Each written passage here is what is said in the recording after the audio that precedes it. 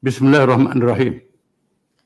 Dengan rendah diri, saya menegaskan bahawa walaupun di zaman mutaakhir umat Islam tak ada tokoh macam Khulafa' Rasyidin, tak ada tokoh macam imam-imam mazhab yang alim dalam semua lapangan, tak ada tokoh macam Imam Syafi'i, Ibn Sina, Ibn Khaldun, tak ada tokoh macam itu.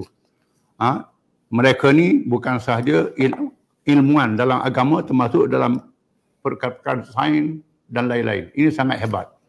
Namun kita dapat mewujudkan kepimpinan secara kolektif, secara berjamaah. Ulama sendiri mesti dikumpulkan secara berjamaah, dan saya diajak oleh satu ulama sedunia untuk menyertai kerana keterbelah saya dalam politik. Kerana ulama juga perlu melihat hal-hal politik. Bila saya ditugaskan untuk menyelesaikan beberapa krisis di Asia Barat sendiri, krisis di Yaman, dalam Perang Teluk, Afghanistan, saya dilibatkan sama oleh gerakan Islam. Dan sebab itu Persatuan Ulama Sedunia mencadangkan saya jadi naib tanpa saya hadir dalam mesyuarat. Minta persetujuan, dan saya terima. Dan sekarang ini saya sudah letak jawatan, nak tumpu kepada kerja saya sebagai politik kepada orang lain. Kepercayaan yang diberi sangat saya hargai. Bagaimana nak turunkan pengetahuan kepada generasi kita pelapis ini. Ini sangat penting. Ini perlu dilakukan melalui ilmu, penulisan, pengajaran, kuliah, pendidikan, kursus itu secara teori. Dalam masa yang sama saya membimbing pemimpin pelapis dalam parti kita. Dalam semua peringkat, daripada muslim-muslimat ikut sama dalam kegiatan parti. Dan sejari kebetulannya saya manfaatkan pengetahuan sama ada di Malaysia atau di luar Malaysia.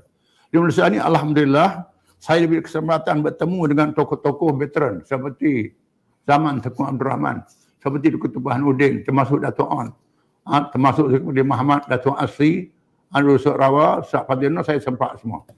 Di manakah antarabangsa saya sempat dengan tiga orang dengan mursyid am Ikhwan Muslimin, iaitulah Al-Masani, mursyid am yang kedua, Mustafa Masyhur, Ma'mun Hudaibi, Mahdi Akif, Ahmad Banik, mursyid am yang sudah meninggal. Saya sempat dengan mereka. Kalau di Indonesia, saya temu dengan Datuk Dr. Muhammad Nasir yang pernah memimpin Masyumi, dan mendekati mereka.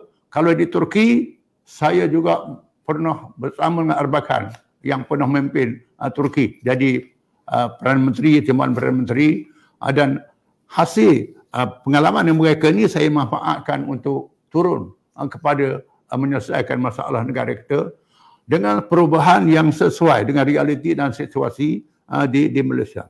Namun kerja ini kerja yang sangat sukar, yang tidak mudah. Yang tidak mudah, memerlukan tenaga yang ramai. Dengan sebab itu kita perlu mengumpulkan ilmuwan-ilmuwan dalam segala lapangan. Dengan sebab itu saya mengharapkan supaya mahasiswa kita, graduan kita mesti mendalami dalam jurusan masing-masing. Walaupun kita ada semangat Islam tinggi sekalipun, tetapi ilmuwan jurusan masing-masing mesti dalami betul-betul. Kerana untuk menegakkan Islam ini, laksana kita dirikan sebuah rumah. Kalau semua kita buat tiang, tak jadi rumah.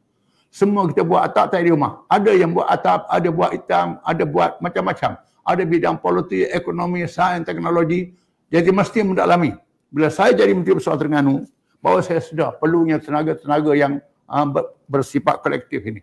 Ini sangat-sangat penting. Itu harapan saya. Terima kasih.